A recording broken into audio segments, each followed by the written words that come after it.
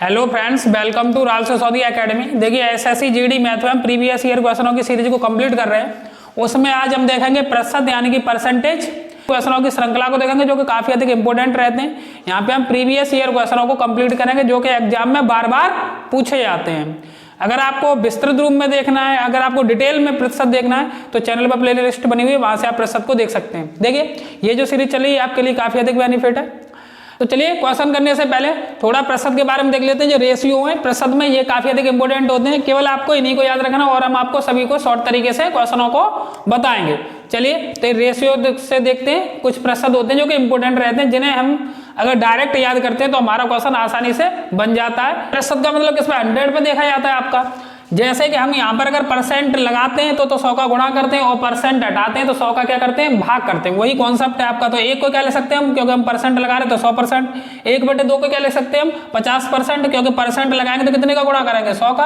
और 2 से 100 कितनी बार कटेंगे, 50 बार। तो क्या हो जाएगा, ये 50% यहाँ से बन जाएगा। ऐसे देखिए 1/3 को, तो ये आपको वैल्यू डायरेक्ट याद रखनी जिससे कि क्वेश्चन आसानी से हो सकेंगे। 1/3 को हम बोलते हैं 33 से 1/3%। 1/4 का मतलब होता है 25%। 1/5 का मतलब होता है 20%। और 1/6 को जब परसेंट में चेंज करते हैं तो कितना लिखते हैं, 16 सही 2/3%। ऐसे ही 1/7 को बोलते हैं 14 सही 2/7%। 1/8 का मतलब होता है 12 सही 1/2%।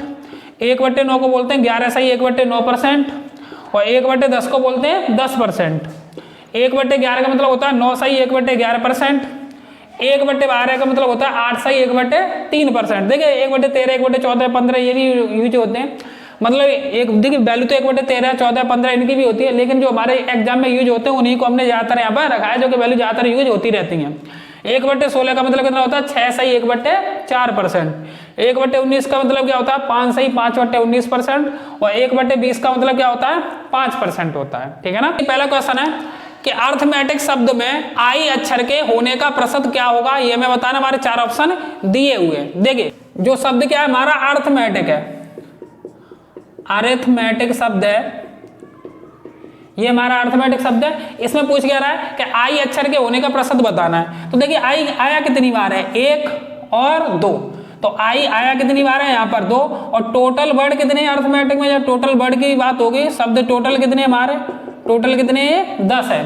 तो पूछ रहा है कि आई अक्षर का प्रतिशत क्या होगा, हमें अर्थमेटिक में ये बताना है। तो 2 10 का कितने प्रतिशत होगा, वही इसका आई का प्रतिशत होगा। तो आई का जो प्रतिशत निकलेगा वह कितना निकलेगा, 2/10 × 100। तो 10 से 10 बार यानी कितना हो जाएगा, ये 20% हो जाएगा आपका। अर्थात इसका कौन सा ऑप्शन सही हो जाएगा, डी ऑप्शन सही हो जाएगा। क्वेश्चन दिया 1 से 40 तक की संख्याओं में इकाई के स्थान पर 1 या 9 अंक वाली संख्याओं का प्रतिशत कितना होगा, हमें ये बताना। हमारे 4 ऑप्शन दिए हुए हैं। देखिए 1 से लेके 40 तक, कहां तक बात की है उसने, 1 से लेके 40 तक अंक की बोल रहा है। हमें 1 से 40 तक देखना है कि 1 या 9 अंक तक जो आए हैं उनकी संख्याओं का प्रतिशत कितना रहना है। तो 1 से 40 तक पहले 1 या 9 देखो कितनी बार आएगा।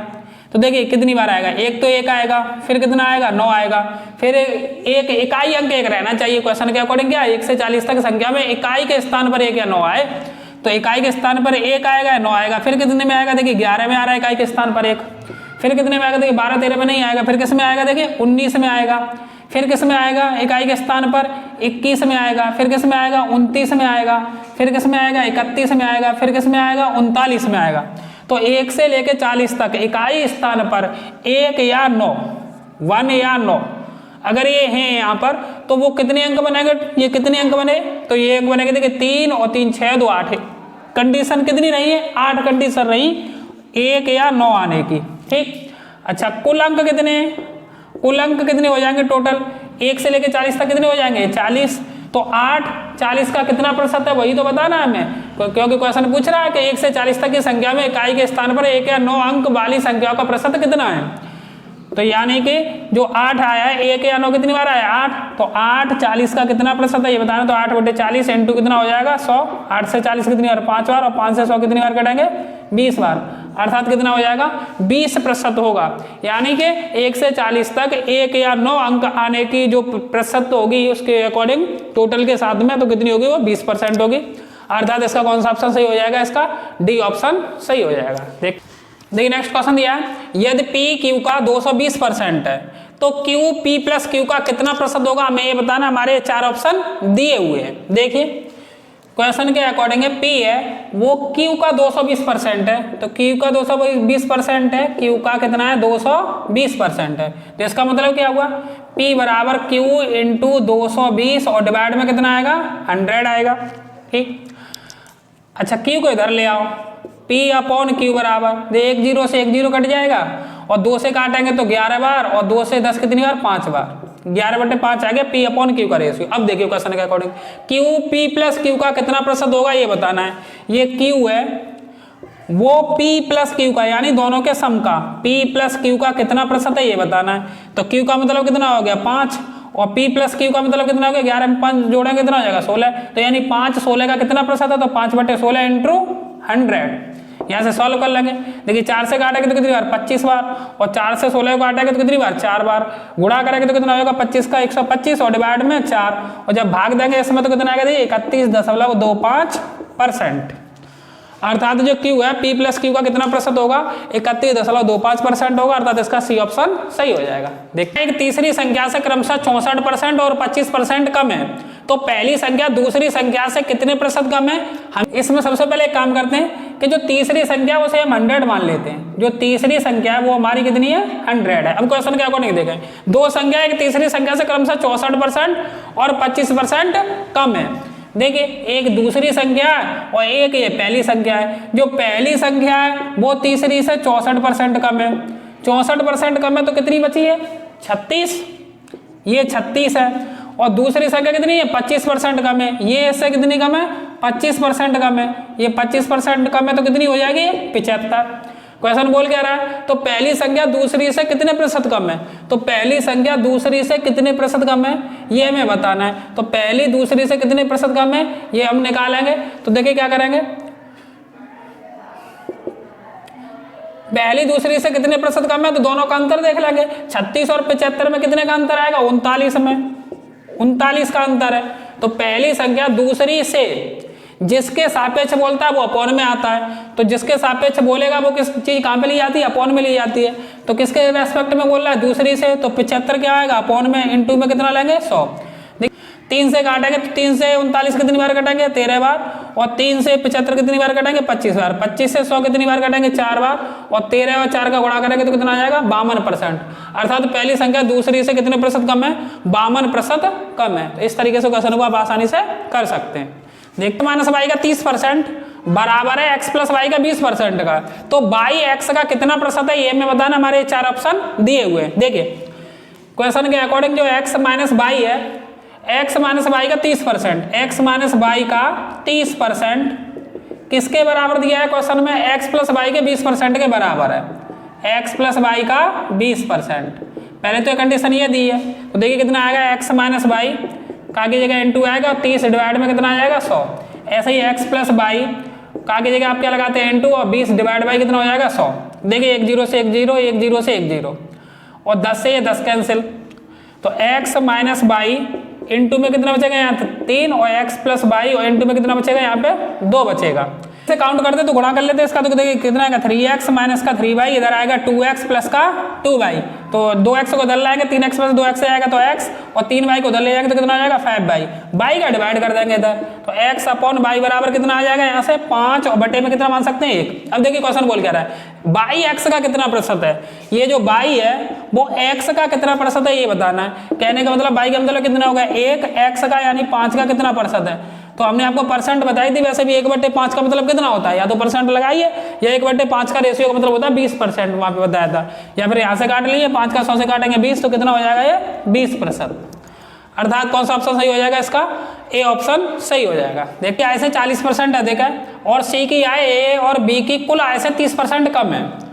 ए की आय सी की आय से कितने प्रतिशत कम है ये हमें बताने हैं। ये हमारे 4 ऑप्शन दिए हुए हैं। देखिए इस क्वेश्चन को करने के आपके पास 2 तरीके हैं। एक तो परसेंट को आप रेशियो में बदल लीजिए, उस तरीके से कर सकते हैं।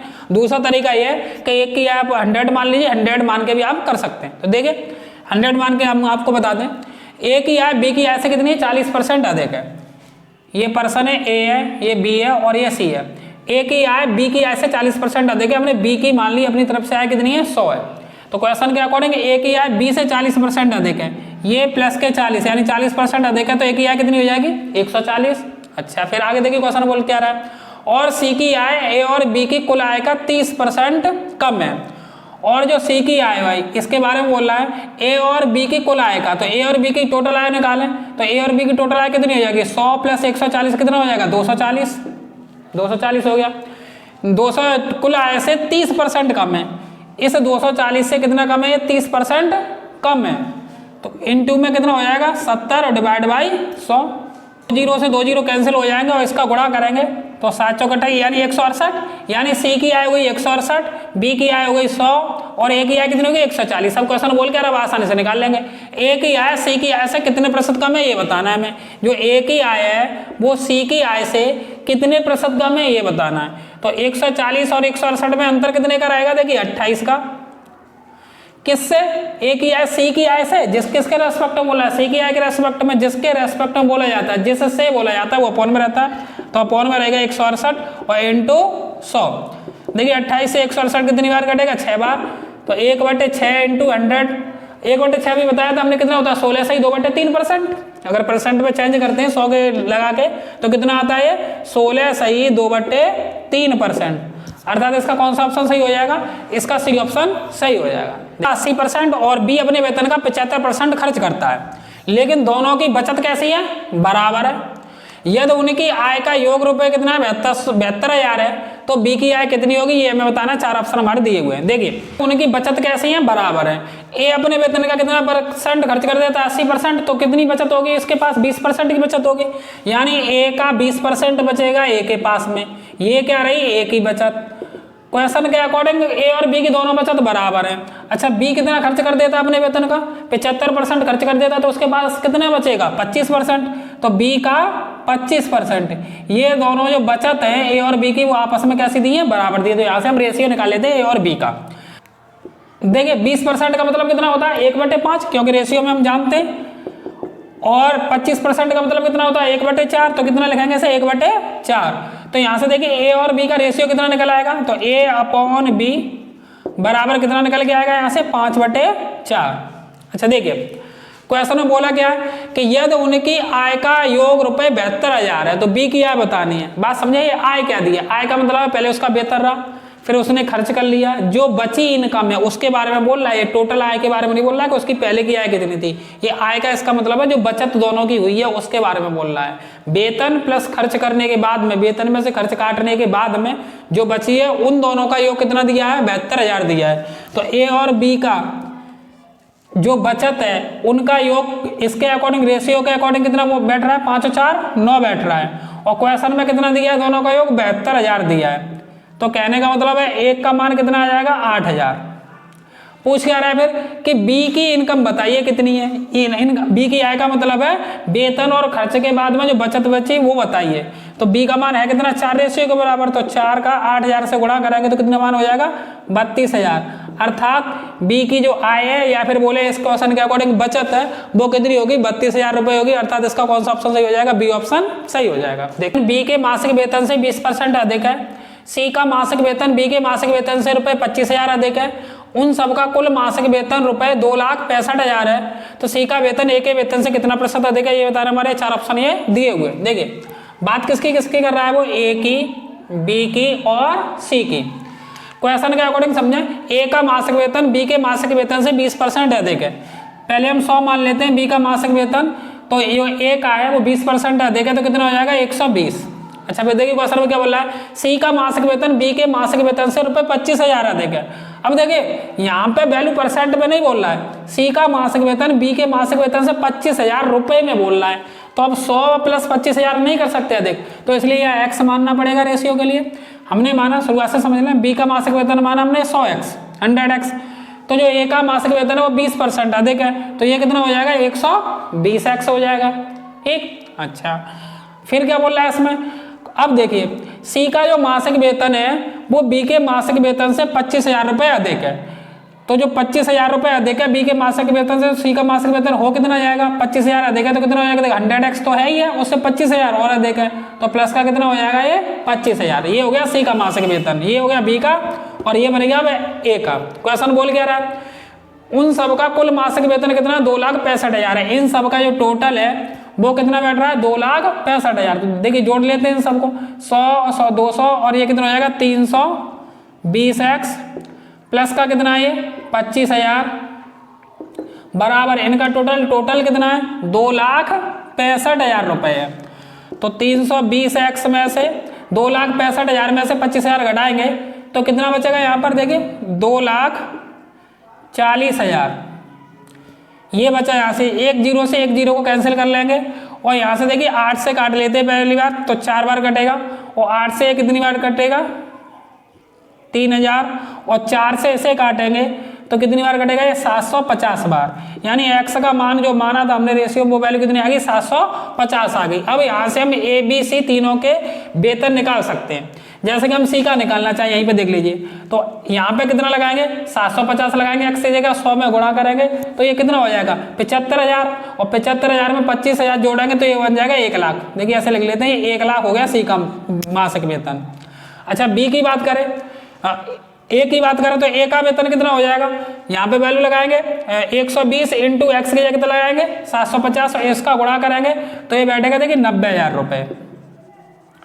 120 का 750 में गुणा करेंगे तो कितना आएगा ये 90,000 रुपए आएगा। अच्छा देखिए अगर इसका देखें ये मासिक वेतन कितना होगा 750 का यहाँ पे गुणा करेंगे तो ये कितना हो जाएगा 75,000 रुपए। तो हमने यहाँ पे तीनों के मासिक वेतन निकाल लिए। सी का हो गया 1,00,000 बी का हो गया 75,000 ए का हो गया 90,000। अब जो पूछेगा क्वेश्चन उसे हम आसानी से निकाल सकते हैं। सी का वेतन ए के वेतन से कितना प्रतिशत अधिक है ये बताना है। सी का वेतन है ये वाला वो ए के वेतन से कितना प्रतिशत अधिक है ये हमें बताना है। तो कितना अधिक है देखिए 1,90,000 से किसके अकॉर्डिंग बात हो रही है ए के वेतन से। तो जिसके रेस्पेक्ट में बात होती है वो अपॉन में आता है। तो 1,90,000 से कितने अधिक है पहली बात तो 10,000 अधिक है किससे 90,000 से और इनटू में कितना आएगा 100 तो ये कितनी बार कटेगा 9 बार। यानी कितनी कंडीशन बनी 1/9 इंटू 100 और वैसे भी 1/9 रेशियो वैल्यू होती है तो परसेंट में हम जानते हैं कितना होता है 11 सही 1/9%। अर्थात इसका कौन सा ऑप्शन सही हो जाएगा सी ऑप्शन सही हो जाएगा। तो देखिए इस प्रकार आप आसानी से क्वेश्चन को लगा सकते हैं। यहाँ पे देखिए ये एक्स मानने की जरूरत क्यों पड़ी क्योंकि यहाँ 25,000 रुपए दिया था या परसेंट में बोलता तो को आसानी से कर लेते। यहाँ रुपए दिए या परसेंट बोला इसलिए हमें इस तरीके से क्वेश्चन को मानना पड़ेगा। देखते हैं नेक्स्ट क्वेश्चन है यदि पी क्यू से 40% कम है तो क्यू पी से कितना प्रतिशत अधिक है ये बताना। हमारे 4 ऑप्शन दिए। ये भी क्वेश्चन काफी अधिक पूछा जाता है इस टाइप का आसान क्वेश्चन रहता है। देखिए पी और क्यू के बारे में बोल रहा है क्वेश्चन कह रहा है पी क्यू से 40% कम है। पी है वो क्यू से 40%। अगर क्यू 100 है तो पी है वो क्यू से 40% कम है तो ये कितना हो जाएगा 60 हो जाएगा। अच्छा फिर क्वेश्चन क्या बोल रहा है तो क्यू पी से कितना प्रतिशत अधिक है ये बताना है। तो जो क्यू है ये पी से जिससे बोलेगा वो अपॉन में आएगा। इसके रेस्पेक्ट में देखा जा रहा है ये वर्ड पकड़ना है आपको।